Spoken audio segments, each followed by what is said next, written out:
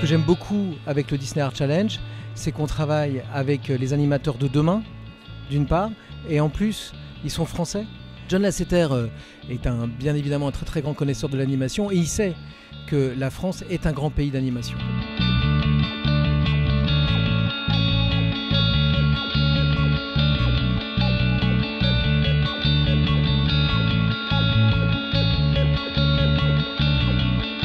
Très bonne promotion cette année, fait par des Français, dont nous sommes fiers. Le niveau a augmenté par rapport à l'année dernière, j'ai l'impression, c'est intéressant. Chaque individu qui a peint, en fait, a créé son univers et qui ouvre à plein d'histoires qui se cachent derrière. Moi je trouve qu'il y en a beaucoup qui sont super bien et j'ai pas mon préféré pour l'instant. Je suis encore la tête dans les images, il me reste une petite centaine à voir, je continue. Il y a 300 dessins, 17 finalistes qui ont été donc sélectionnés par un jury et donc John Lasseter en a sélectionné 3. Ce que je vais faire, c'est que je vais d'abord appeler les 17 finalistes.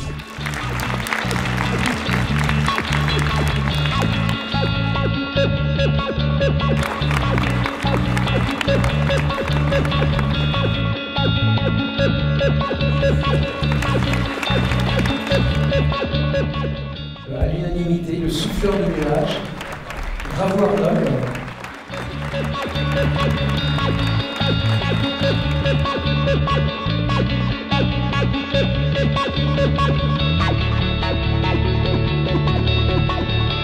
J'y ai passé beaucoup de temps. Je voulais pas faire un avion ni un oiseau, un truc comme ça, donc je me suis amusée avec les animaux que j'aime bien et que je trouve rigolo à dessiner.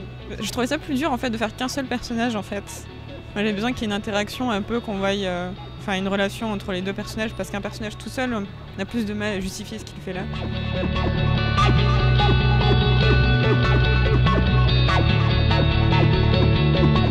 J'ai toujours aimé tout ce qui se passe dans les airs, donc là j'avais essayé de le traduire un peu avec la composition de l'image, essayer de placer la caméra en plongée comme ça.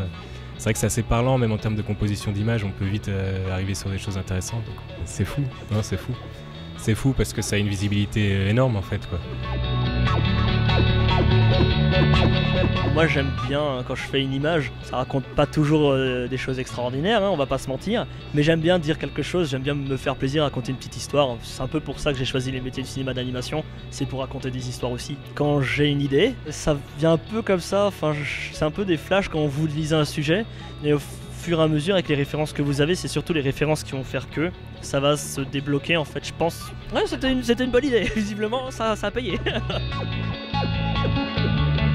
C'est vrai qu'au départ on avait dit on n'en choisit que 10, finalement on en a pratiquement choisi le double, c'était impossible et c'est vrai qu'il y en avait plein, quoi.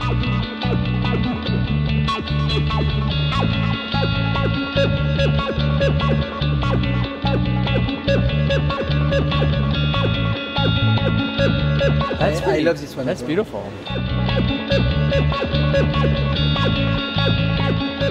Je suis tout à fait d'accord avec le jury. Surtout le premier, il est superbe. Et ça appelle à l'enfance, en fait, au rêve. Et donc, je trouve qu'il est vraiment réussi et il sort vraiment du lot par rapport aux autres. On pourra en faire un conte, en fait. De celui-là, on pourra faire une histoire qui ferait un très bon film pour enfants. Donc, c'est vraiment génial. De belles histoires, surtout la chauve-souris, la luciole. C'est bien trouvé, c'est bien pensé, c'est bien joué. Il y a vraiment 3 styles clairement différents, donc c'est très bien qu'ils aient été démarqués du lot. Le lighting était joli, les cadrages étaient jolis aussi, donc non, c'était cool.